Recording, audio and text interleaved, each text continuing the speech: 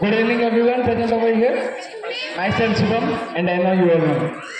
Well, before sharing my experience with you all, I would like to express my gratitude towards you all for providing me a wonderful opportunity to share some experiences with you. जब हम six जब हम six में यहाँ आए थे तो सोचते थे कि कैसे बीतेंगे ये 7 साल, और जब ये 7 साल बीत चुके हैं तो हमें लग रहा है कि कैसे बीत गए ये 7 साल। सिक्स में आते ही मैं रोया था और मम्मी से बोला था कि ले चलो मम्मी यहाँ से मेरे को, कहाँ पहाड़ियों के बीचों बीच मेरे को छोड़ दिए हो। मम्मी ने बोला 1 साल वेट करने के लिए। पता नहीं वो 1 साल कब 7 साल में गुजर गया। वैसे भगवान ने तो हमें बायोलॉजिकली पापा मम्मी तो दिए हैं, लेकिन नवोदय ने हमें सीरो पेरेंट्स भी दिए, यानी कि ये वो हैं जिनसे हमें बायोलॉजिकली कोई रिलेशन तो नहीं है, लेकिन हमें केयर अपने बच्चों जैसे करते हैं। ऐसे मैं अपने आगे अपने स्पीच देने से पहले अपना कुछ अचीवमेंट्स के बारे में बात करना चाहूँगा। मैं पहले से ही थोड़ा एवरेज से थोड़ा अच्छा पढ़ता था, यानी कि 6th में मेरा 3rd-4th रैंक कंफर्म था क्लास में। तो वैसे गुजरते गुजरते अपना आ गया 9th क्लास, यानी कि ये वो पल था जो यहाँ बैठे सारे बच्चों की जिंदगी बदल दिया था, लॉकडाउन। तो लॉकडाउन में हमने भी पढ़ाई छोड़ दी थी। फिर बाद में जब हम 10th क्लास में आए तो हमें गेमिंग का शौक चढ़ गया था। फिर दिमाग में ये आ गया था कि भाई 10th क्लास में कोई काम का ही नहीं है, तो गेमिंग करके ही जिंदगी गुजार लेंगे। वैसे तभी हमारे जिंदगी में आए थे गौरव सर, और हमने ये मोटिवेट किया कि गेमिंग का दुनिया नहीं है बेटा, रेस्पेक्ट का दुनिया ये चल रहा है। तो उससे बात कर अपनी जिंदगी बदल गई। तो तब से मैंने पढ़ना फिर से शुरू किया। फिर 10th में भी काफ़ी ठीक ठाक रिजल्ट आए। फिर 10th में मेरा एक दोस्त, I would like to tell his name, Uma Shankar, जिसने कि मेरे को आइडिया दिया था अबाउट IIT।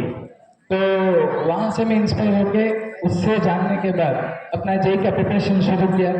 वैसे पहले तो बहुत टफ था, क्योंकि विदाउट कोचिंग करना इतना आसान भी नहीं है।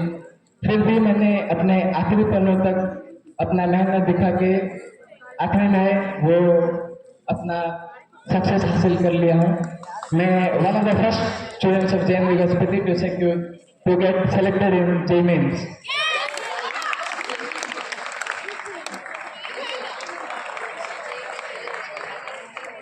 तो इन 7 सालों में साथ देने वाले दोस्तों की 4 बातें। कितने तमीज से मिले थे ना हम पहली मुलाकात में, तब लगा नहीं था हम ऐसे दोस्त बन जाएंगे बाद में। ये आप से तू तक का सफर कितनी जल्दी तय हो गया ना, हम एक दूसरे से इतना कब से जानने लगे हमें पता भी नहीं चला ना। हमारी रोज बात ना भी हो फिर भी रोज की तरह ही बात होती है। बदलाव नहीं आता बातों में, चाहे मुलाकातें थोड़ी कम ही होती है। शुरुआत अपनी बिल्कुल फॉर्मल थी, अब हमारे बीच पर्सनल भी कुछ नहीं।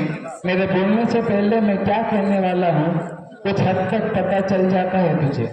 जानता तो मैं हूँ बहुतों को वैसे, पर जब सच में दोस्ती की बात आती है तो तुम लोगों का ही नाम याद आता है मुझे। हम कैसे दोस्त बनने वो याद नहीं है, अपने आप ही सब चलता गया, पीछे मुड़कर कभी देखा ही नहीं। दुनिया से फर्क नहीं पड़ता, बातों तो दिलों की नजदीकियों से होती है। दोस्ती आप जैसे कुछ खास लोगों से ही है, वरना मुलाकात तो रोज ना जाने कितनों से होती है। आज वो दिन आ गया है जिसका आना हमें रुलाया गया है। कब से रहे हम तैयारी, पर आज छूट रही है स्कूल से यारी। आज वक्त को रोकने का जी चाहता है, कुछ पीछे छूटने का डर लगता है। जल्द हाल इस दिन को खो देंगे, जाते जाते स्कूल से हम रो देंगे। बच्चे बन के ही तो आए थे हम सब, एक दूसरे से कितने पराए थे हम सब। देखते ही देखते हम एक हो गए, हंसने के बहाने अनेक हो गए। फेयरवेल तो फेयरवेल होती है। वेल इसमें खास बात यह होती है कि ये लास्ट बार हंसते खिलते अलविदा कहना सिखाती है। उन रिश्तों को जो इतने वक्त तक तुम्हारे साथ थे, उन लम्हों को जो हर घड़ी तुम्हारे पास थे, उन यादों को जो अब दोबारा नहीं बनेगी, और उन दोस्तियों को जो कभी नहीं भूलेगी। फेयरवेल पर हम जानते हैं कि ये अलविदा कहने का समय है। जिंदगी में आगे बढ़ना जरूरी है, मगर जो पुरानी यादें होती वो दिल में रह जाती है हमेशा हमेशा। फेयरवेल अंत है एक दौर का जिसे वापस पाना मुमकिन नहीं।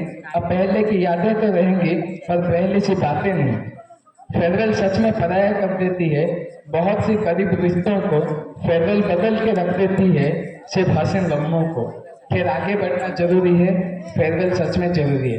फाइनली बोलूंगा कि दोस्त हमने बहुत कम बना पाए हैं क्योंकि 7 साल के गहरे दोस्त को तो भाई कहलाते हैं। वेल इन 7 सालों में जूनियर्स का बहुत मेजर रोल था अपने लाइफ में, तो इसीलिए my dear juniors, thank you for this wonderful memory. वैसे तो बहुत ज्यादा वक्त नहीं बिताया था तुम्हारे साथ, पर हाँ जितना भी बिताया बहुत अच्छा था। वक्त ज्यादा था या कम ये बड़ी बात नहीं है, पर कम वक्त में अच्छा बॉन्ड बन गया ये बड़ी बात है। Thank you for the love जो मेमोरीज हंसी मजाक तुमने दिया, वो पास आउट होने के बाद भी हमारे साथ रहने वाला है हमेशा के लिए। बहुत से जूनियर्स तो ऐसे थे जैसे मुझे क्लासमेट्स भी नहीं मिले, उनके साथ जो बॉन्ड बन पाया वो बहुत से साथ पढ़ने वालों के साथ भी नहीं बन पाया। फिर से दिल से शुक्रिया गाइस। हम तो आपसे पहले जा रहे हैं ढेर सी मेमोरीज लेके। आप सबकी लाइफ भी नवोदय लाइफ, आप सबकी नवोदय लाइफ भी वंडरफुल रहे, ये हम दुआ करते हैं भगवान से। ढेर सी मेमोरीज बनाना और सुनो, एक दूसरे की गलतियों को माफ करना, हंसी मजाक का ढूंढना बहाना, और जो कुछ भी हो जाए हर हाल में मुस्कुराना।